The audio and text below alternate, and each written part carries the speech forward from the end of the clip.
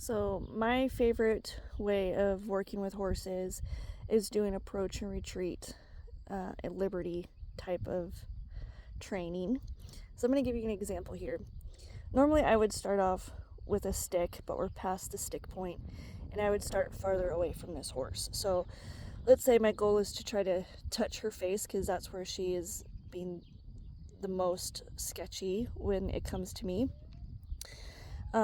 Every single session I do the same thing. I've already worked with her today, so I'm kind of skipping a few steps. So I would start off with a stick. So I would start at a distance with the stick, just like I would be touching her, and I would move the stick exactly the way I would be touching her with the stick or touching her with my hand.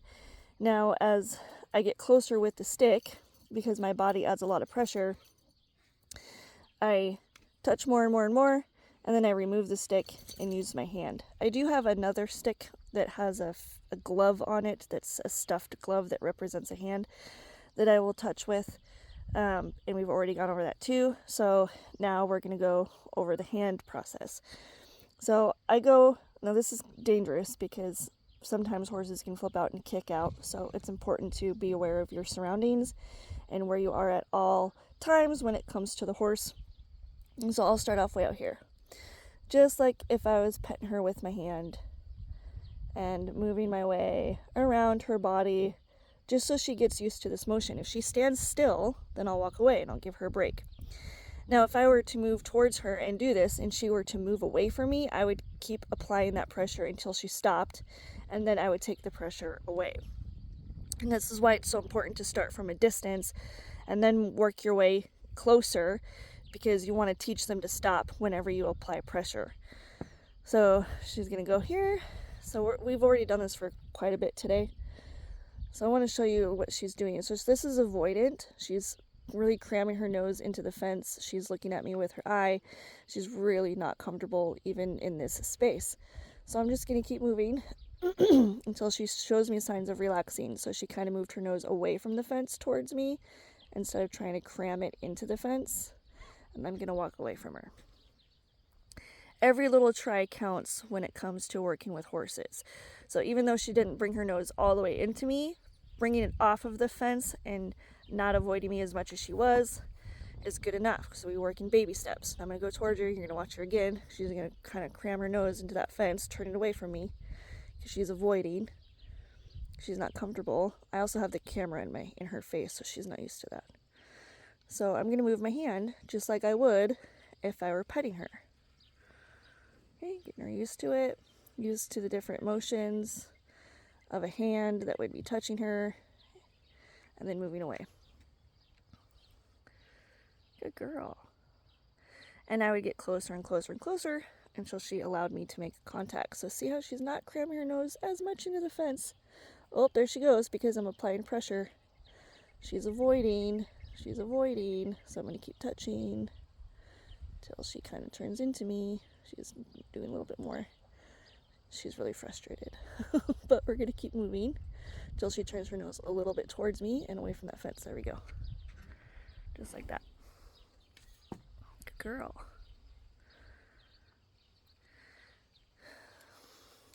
She's so frustrated. She does give me some biting cues every once in a while. She's going to bite me, but she doesn't really want to. She's just frustrated. Good girl. So I'm going to keep touching here. She's not. There we go. Good girl. And she's going to give her a break. And this is what I mean by liberty. If she really wanted to get away from me and she wanted to flee from the pressure I was applying, she would have more than enough opportunity to do that.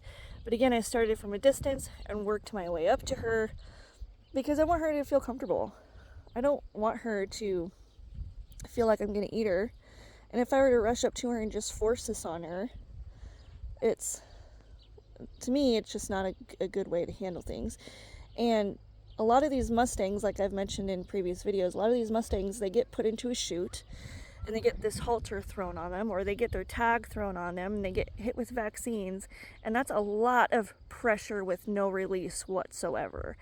So while they're in these chutes, they're freaking out, they're moving their face, they're running away, and they learn very early on to avoid any sort of human touch. And I'm not blaming the BLM for this or the facilities. This is just what has to happen to keep tags on them and keep record of them and everything else. So, but because of that, now we have to go back through and kind of reverse what has happened. So they learned very, very early on by having that halter thrown on them that if they throw their head and freak out and move around in the chute, it stops that pressure and gets that person to go away. And now we're having to go back and redo all of that. So it's taken me going on 3 weeks tomorrow to get this far, especially with her face. Her face has been the hardest part in all of this, whereas her body, her sweet spot is the shoulder. So that's where you can touch her the most, and then you can work your way around her body. But her face has been really, really hard. And again, I don't blame her. It's been a stressful beginning for her. This also reminds me that it's so very important that when you do send a horse to a trainer, or you are even working with your horse, that everything you do from the very, very beginning is done correctly, and it's done with a positive outcome, because it can take, like I said, weeks, months, years to fix what has happened.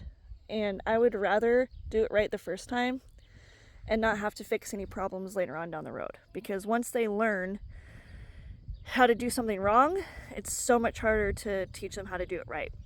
And there's a quote that I learned years ago from one of my trainers is, the very first thing a horse learns is the last thing it forgets.